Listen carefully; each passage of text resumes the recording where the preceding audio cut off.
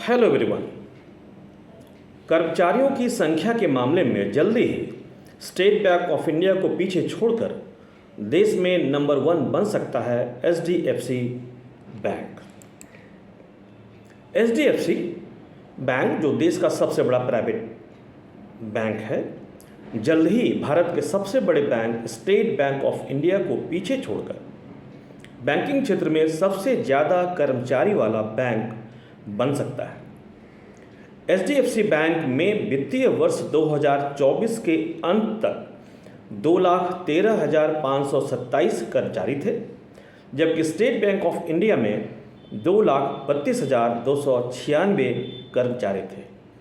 यह जानकारी या आंकड़ा दोनों कंपनियों की वार्षिक रिपोर्ट से जुटाई गई है। स्टेट बैंक ऑफ इंडिया के कुल कर्मचारियों में 1,10,116 अधिकारी, 92,514 क्लरिकल स्टाफ और 29,666 सब स्टाफ के रूप में कार्यरत हैं। इसके अलावा स्टेट बैंक ऑफ इंडिया में काम करने वाली महिलाओं का प्रतिशत लगभग 27% है। हालांकि स्टेट बैंक ऑफ इंडिया के कर्मचारियों की संख्या में लगातार गिरावट हो रही है, जो कि सभी सरकारी बैंकों में देखने को मिल रहा एक सामान्य सा ट्रेंड है। बिजनेस स्टैंडर्ड अखबार की वार्षिक रिपोर्ट्स के अनुसार वित्तीय वर्ष 2020 में स्टेट बैंक ऑफ इंडिया के पास 2,49,448 कर्मचारी थे, जबकि वित्तीय वर्ष 2024 में यह संख्या घटकर 2,32,296 रह गई है। यानी 5 साल में स्टेट बैंक ऑफ इंडिया में 17,152 कर्मचारियों की कमी आई है। इसी अवधि में एचडीएफसी बैंक ने अपने कर्मचारियों की संख्या में 96,556 का इजाफा किया है, जो वित्तीय वर्ष 2020 में 1,16,971 से बढ़कर वित्तीय वर्ष 2024 में 2,13,527 हो गई है। एचडीएफसी लिमिटेड के एचडीएफसी बैंक में विलय के कारण वित्तीय वर्ष 2024 में अन्य वर्षों की तुलना में एचडीएफसी बैंक में अधिक कर्मचारी जुटे।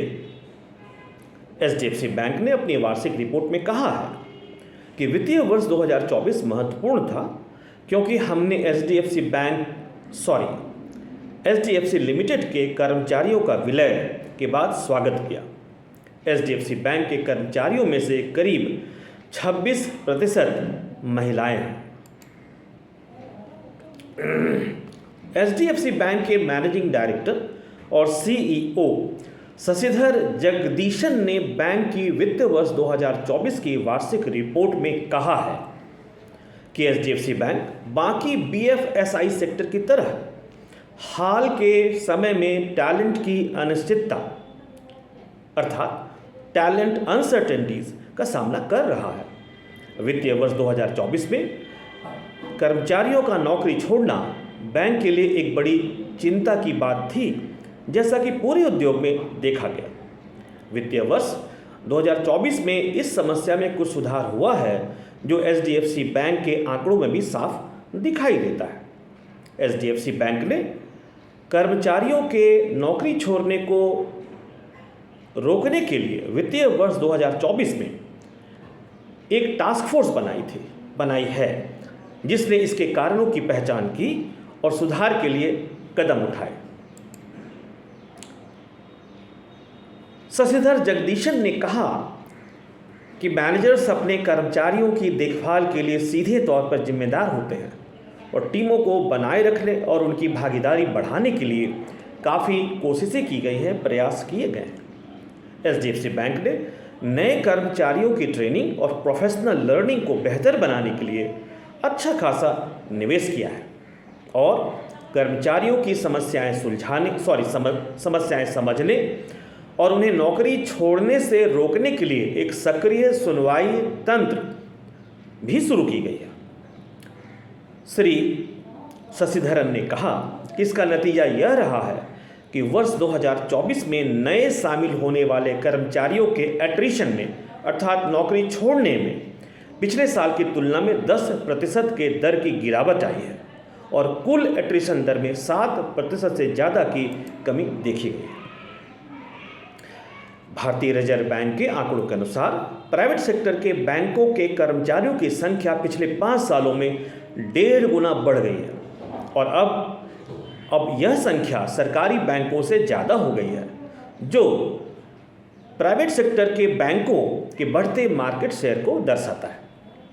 रिजर्व बैंक ऑफ इंडिया के आंकड़ों के अनुसार वित्तीय वर्ष 2024 के अंत में सरकारी बैंकों के पास कुल 7,64,679 कर्मचारी थे, जबकि निजी बैंकों में 8,46,530 लोग काम कर रहे थे।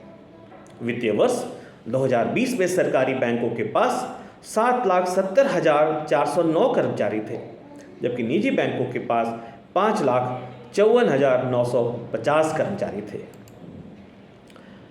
विशेषज्ञों की राय है, विशेषज्ञों के अनुसार प्राइवेट बैंकों ने टियर 3 और टियर 2 अर्थात टियर 2 और टियर 3 शहरों में अपनी शाखाएं बढ़ाकर और कृषि, माइक्रो फाइनेंस जैसे ग्रामीण इलाकों के लोन प्रोडक्ट्स में कदम रखकर अपनी पहुंच और वित्तीय सेवाओं को मजबूत किया है।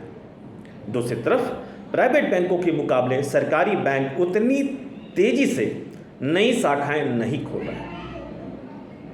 Thank you very much.